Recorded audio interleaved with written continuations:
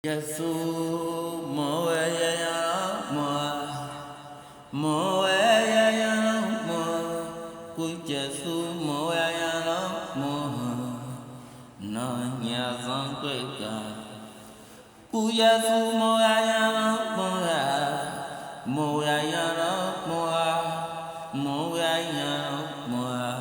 na nya sang kwe ka na ya sang kwe ka nam ya sang kwe ka ru to ku che ye song we tu fi gi a nga sa ye thon ma ti chi wo ye du phyan la ru to ku che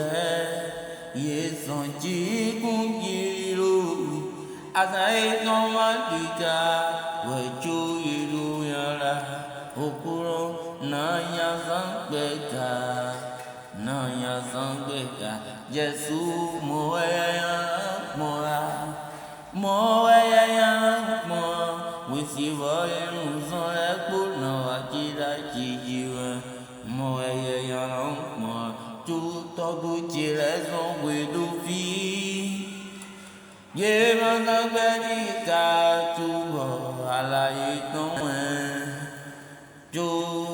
to bu ji le so ye so ji kun bo we see ba ko lo fi ho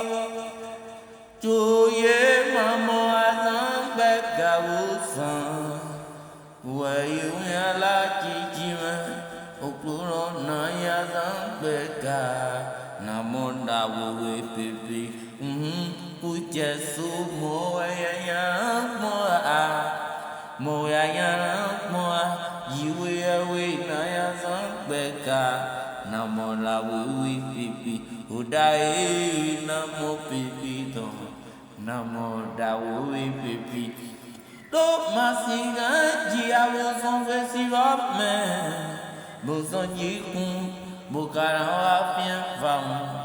amoro no ene wale bra no ya na so ya bo son ji kun bo ga so son we si voro bo kara o na we vam do nyama joli ne o da we ro ye julu na mya sang pe ga mau da we ra nya juru nam ya sang kwe ga ma o ku Yesu de re ma ra